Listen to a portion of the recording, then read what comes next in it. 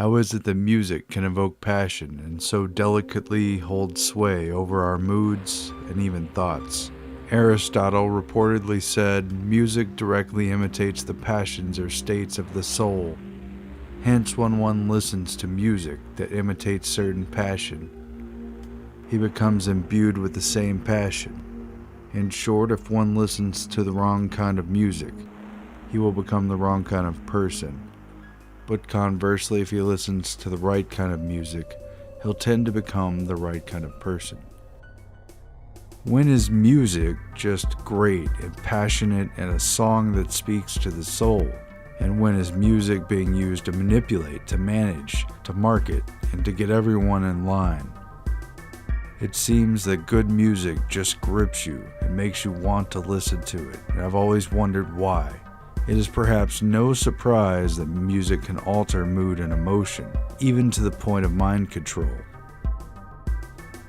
An article in 2012 from the Scientific American, a mainstream publication with general establishment credentials, published "The Power of Music, Mind Control by Rhythmic Sound." It reads, "You walk into a bar and music is thumping, all heads are bobbing, feet tapping in synchrony. Somehow the rhythmic sound grabs control of the brains of everyone in the room, forcing them to operate simultaneously and perform the same behaviors in synchrony.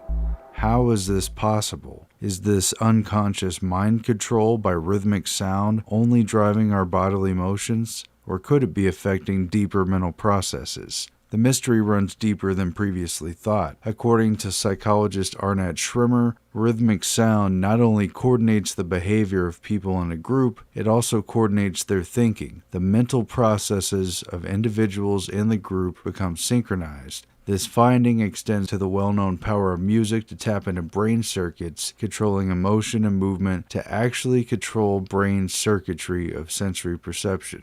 And this discovery explains how drums unite tribes in ceremony, why armies march to bugle and drum in battle, why worship and ceremonies are infused with song, why speech is rhythmic, punctuated by rhythms of emphasis on particular syllables and words, and perhaps why we dance. And they described a study where they had subjects look at a monitor and they flashed images and they were supposed to call out the ones that were upside down. And while they were doing this, they had a simple 4-beat rhythm playing in the background. It was syncopated and skipped the 4th beat of every measure.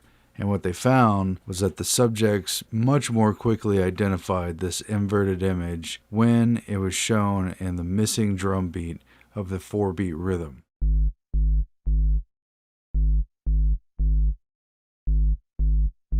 Especially compared with when they showed the image randomly or out of sync with the beat, and even on the beat itself, because the anticipation of the skip beat, the conditioning to expect that to happen, caused the brain itself to pay more attention during that part of the rhythm. It was a rhythm of heightened expectation, and they found that the mind, trying to call out these images, had superior performance on the anticipated beat. And they found that the EEG recordings showed the waves of brain activity, both alpha and beta waves, became synchronized around the auditory rhythm. Perception of the external world entering our mind through our eyes is affected by the rhythm of what we hear. In beat with an auditory rhythm, it's not some kind of long drawn out meditation or hypnotic effect. It happens as soon as the brain interacts with music. And it reminded me of a Kurt Vonnegut sci-fi novel published back in 1959, The Sirens of Titan, where he painted an eerie vision of one possible future in which men were so hopelessly debased as to be commanded on Mars of all places by radio-controlled rhythms and behavior modification through punitive shocks. And the passage talks about how the men had marched to the parade ground to the sound of a snare drum. The snare drum had this to say to them: "Rented a tent, a tent, a tent, rented a tent, a tent, a tent, rented a tent, rented a tent, rented a tent." The army had come to attention in utter silence. No audible or visible signal had been given. They had come to attention as a man, as though through a stupendous coincidence. An observer would have been at loss as to who was really in charge, since even the generals moved like marionettes, keeping time to the idiotic words, rent-a-tent, tent, rent-a-tent. And so you could see the rhythm itself is driving and reinforcing the behavior. And Sirens of Titan goes on to talk about the character in this chapter. It says, Ankh, a soldier, had just come out of the base hospital where he had been treated for mental illness, and Ankh's mind was almost a blank. At the hospital, they told him what his sergeant's name was, what a sergeant was at all. They even had to explain to Ankh that there was a radio antenna under the crown of his skull, and that it would hurt him whenever he did something a good soldier would never do. The antenna would also give him orders and furnish drum music to march to. They said that not just Ankh, but everybody had an antenna like that. Doctors and nurses and even 4-star generals included. They gave Ankh a small sample of the pain his antenna would stick him with if he ever did anything wrong. Back on Earth, things aren't quite that bad, at least not yet, but the possibilities are staggering. A separate article in Scientific American also explored the tonal effects of music on how we think, and this is a much more general area, but they figured out definite specific moods just from the arrangement of the music itself. It has something to do with the degree of harmony that is perceived by the brain. For example, the difference between a perfect fifth in the transition of music notes according to the Pythagorean tradition as compared with, say, a very discordant or disharmonious but sometimes more intriguing minor scale. But again, that's all music theory stuff that I don't really fully understand. Nevertheless, it was the ancient Greece figure Pythagoras, better known for his mathematical theorems and geometry, who identified the major musical scales based on identifying the mathematical principle behind harmonics and the length of a vibrating string. Pythagoras considered music to be number and time. He reportedly said, "Number is the ruler of forms and ideas and the cause of gods and demons." And he reportedly went around performing, quote, soul adjustments using his music as a tool of correction. There are numerous accounts of Pythagoras using music as a tool of intervention to calm enraged swordsmen, crossed lovers ready to kill their rivals, and drunken pyromaniacs determined to burn down the homes of women who rejected their advances. In each case, a stirring Phrygian mode of music was found playing at the scene, and Pythagoras arranged to switch the music to a slow and dirge-like spondaic mode, proving the rhythm had the power to calm them, usually instantaneously. This book, Sacred Sounds, Transformation Through Music and Word, says the 7-string lyre is a symbol of the mysticism of the universe. Each string is related to a mood of humanity, to a subtle body, to one of the 7 major planets, and to one of the 7 planes of life. Each string has reflected within it an aspect of the human soul and the laws of science and art. The lyre has been associated with many ancient masters and myths. Students of Pythagoras were trained in its use. They used it on people who had illnesses, and they restored balance with these tones. In the Bible, in the Old Testament, in 1 Samuel 16, a story is told about how King David got recruited to play for King Saul, who apparently had a demon spirit in him, and he used the lyre to rid the demon. He was advised to seek out a man who's a wise player on a harp, and it shall come to pass, and then he shall play with his hand, and thou shalt be well. It says David took a harp and played with his hand, and Saul was refreshed and well, and the evil spirit departed from him. So these were sacred notes on a lyre, on a harp, and the way they were tuned and the way they were played had supernatural effects, the power to heal, to cast away demons, to please the Lord. As the Leonard Cohen song says, I've heard there was a secret chord that David played and it pleased the Lord, but you don't really care for music, do you? It goes like this: the 4th, the 5th, the minor fall, the major lift. Well, the Scientific American article from 2014 discusses how music changes the way you think and encourages literally different frames of mind. And it starts out basically talking about the arrangement of music and the particular scales that are used. Hum the first 2 notes of the Simpsons theme song. If you're not a Simpsons fan, then Maria from West Side Story will also do. The music interval you're hearing, the pitch gap between the notes, is known as a tritone, and it's commonly recognized in music theory is one of the most dissonant intervals, so much so that composers and theorists in the 18th century dubbed it Diabolus in Musica, devil in music. Now hum the first few notes of Twinkle Twinkle Little Star, or if you prefer something with a little more street cred, the I'm Sorry part in Outkast Miss Jackson. This is the perfect fifth. It's one of the most consonant intervals, used in myriad compositions as a vehicle of resolution and harmony. Is it possible that hearing such isolated musical components could change the way you think? And they go on to describe a study that suggests that indeed it could very much change the way you think. The specific thing they found in the study was what they say is a relatively new theory known as construal level theory, and it's the premise of the link between how far things are from people and how abstractly they construe them. The example being a Hawaiian vacation that's in the future and the distance a year away is general. There's basic features. There'll be beach, there'll be a sun, but when it's right upon you, just days away, you've got to pack. There's a detailed list. There's specific things. There's the weather forecast and whatever. A different type of attention in the mind. And the forest, in other words, becomes the trees, they say. But they found that the chord patterns themselves are highly specific to this kind of process because the music's ability to conjure up highly specific mental states is apparent. Tiny, almost immeasurable features in a piece of music have the power to elicit deeply personal and specific patterns of thought and emotion in human listeners. Unfamiliar tonalities, the proverbial auditory forest, cause people to construe things abstractly. But by contrast, the rapid, consonant, familiar chords of the perfect fifth, the auditory trees, bring out the concrete mindset. Joachim Hansom and Johan Melsner in the Journal of Experimental Social Psychology played them a short, stripped-down piece of music consisting of a series of alternating chords. Some people heard chords including the tritone, others heard the perfect fifth.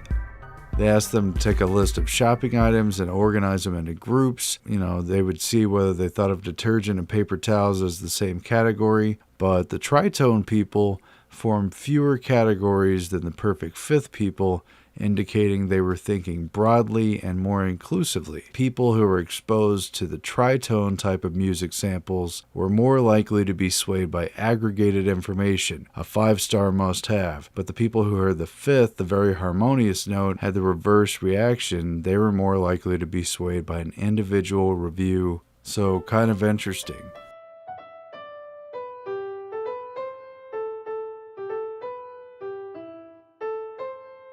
And this book, The Sacred Sounds, Transformation Through Music and Word, it has a list of responses to musical harmonies that have been figured out over the years. And a lot of these meanings are also symbolic. They've even been used ritualistically, magically, and they talk about how the perfect octave, I think basically the middle C, it has a feeling of rest. There's a union between the male and the female sides. The fifth, which is a G and a C, stimulates feelings of movement and power of new life coming forth, a specific sense of rebirth. Whereas the third, which has an E and a C, awakens compatibility and resonance, and it has a, quote, magical quality to storytelling and embellishment, whatever that means.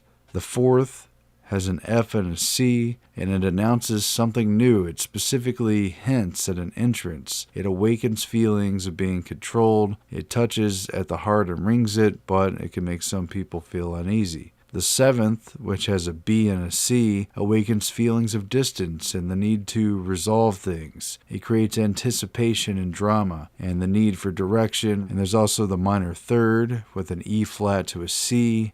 It specifically carries sadness and depression and a vagueness of direction and disharmony, and so forth and so on. These modes were all worked out back in the Greece days, back with Pythagoras, and then many of them were picked up again by the church, but several of them were not used very often because either they had a taboo quality to them or they were only appropriate for very specific purposes. And so a lot of stuff ended up just coming out in the basic major and minor key. And a lot of these other modes were forgotten over the past couple hundred years, up until the rise of rock music in the 50s, 60s, 70s, and so forth. That a lot of particular movements were underway during this time period to use the music scene as a radical reshaper of the youth culture, to have people reveling in freedom and individuality, but to also have them behaving in ways that are both predictable and useful to the powers that be, who incredibly turned loose on a whole generation not only copious amounts of mind-altering drugs that had just been tested by the government under secret human experimentation, but also modes of music which had been established thousands of years ago but were rarely used, whose particular arrangements were known to stir up things like ecstasy, lust, and beastly behavior. I guess the music in the background, I wasn't even conscious of the music, but I could actually hear the crowd, and it gave me a big feeling inside. You know? Anger and violence could be aroused by the music, or alternately, calmed down. And one mode in particular is so disharmonious that it has long been believed to be of the devil. Distortions of perception and thinking. It's kind of melting together, melting together and then coming apart and vibrating. But it's all moving. That's what's incredible. At its core, music consists of the interplay of melody, harmony, rhythm, the beat, and so the particular notes matter.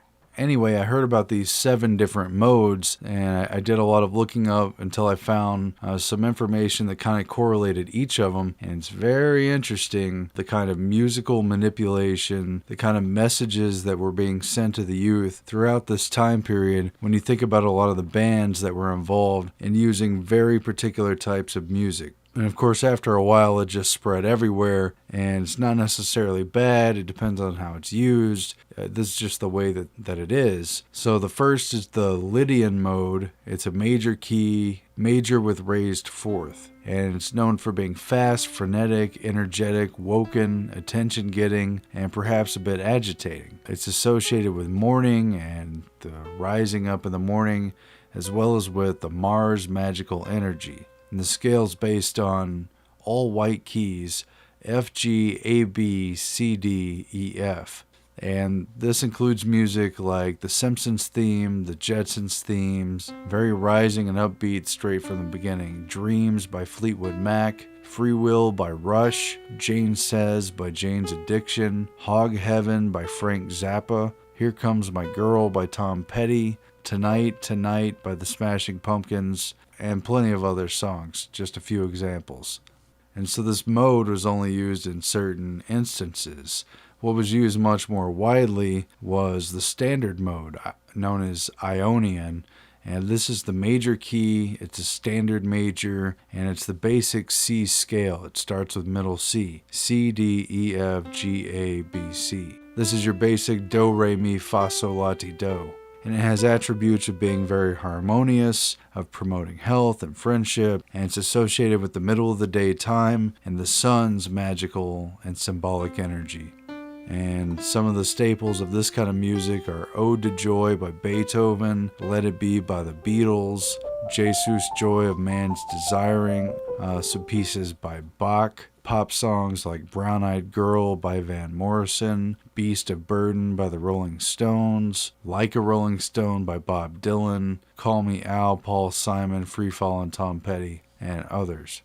So for a long time, that was the kind of music that everything was based on. But then in the explosion of counterculture, you also had these other modes coming out of the woodworks, being revived, and since they have a particular determination on behavior, emotion, attitude, you've got to ask yourself why they were brought out at a particular time and why certain bands use them a lot. A good example of that is the Mixolydian mode, which is also considered a major key, and in ancient Greek terms, this was the Dionysus mode. It was known for inducing ecstasy in listeners and associated with an afternoon Jupiter magical / symbolic energy. And this is also just on the white keys, starting with G, G, A, B, C, D, E, F, G.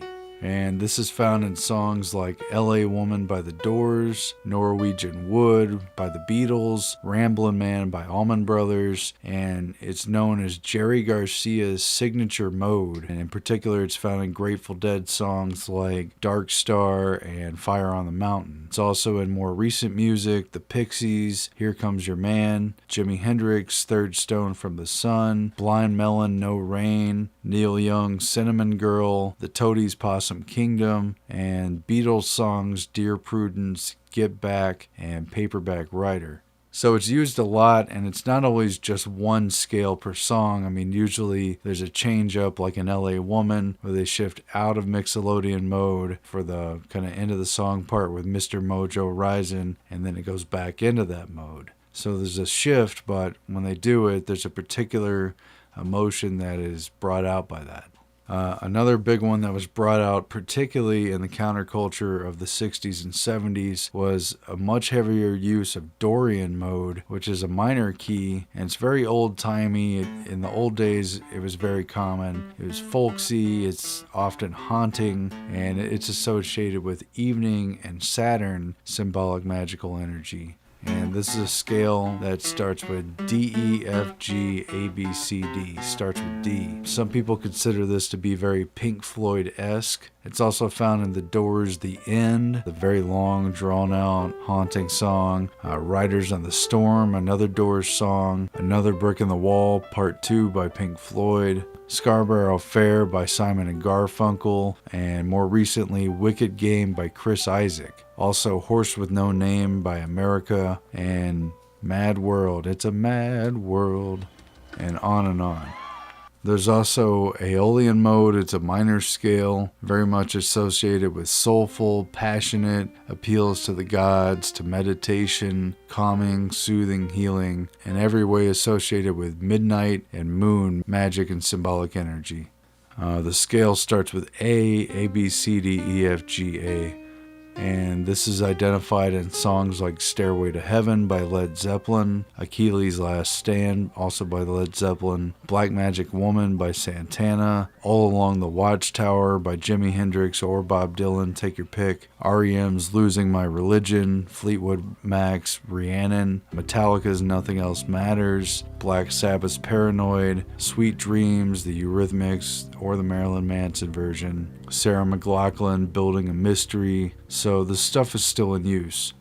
One of the more suppressed modes, again until the recent explosion of music, is Phrygian mode. This one's associated with the pre-dawn and Venus energy, and it's considered sensual and sultry. It's associated with Latin, gypsy, and flamenco sounds, and it's very sad and lamenting. It evokes lost love, and it also raises passions and sexual energy. So that's a very powerful type. It starts with E, E, F, G, A, B, C, D, E. This is found in Hallmark songs like Jefferson Airplane's White Rabbit, the Pyramid Song by Radiohead, Surfer Girl by the Beach Boys, the Doctor Who theme song, the song Hoodoo by Muse, especially the intro, Pink Floyd Set the Controls for the Heart of the Sun, Philip Glass's composition Satyagraha. Finally, there's the Locrian mode, which was pretty much banned and suppressed throughout because it's known for being very dissonant, very discordant. And the dissonant tritone, known as a diminished fifth, very much is a controversial kind of music. It's considered that it doesn't stand on its own at all. It's very rarely used in an entire piece, but when it is used,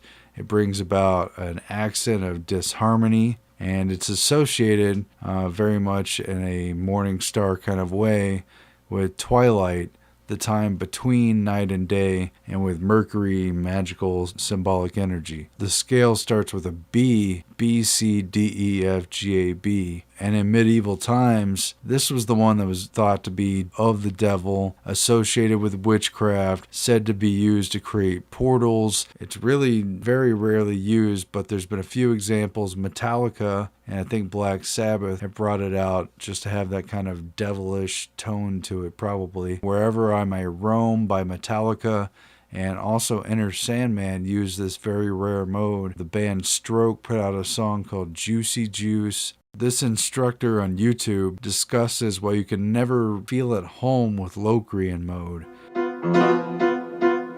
This is Locrian. There's a reason why we don't use Locrian. If you really tried to stick with Locrian, you would never feel home. It sounds very off-putting and to some even evil.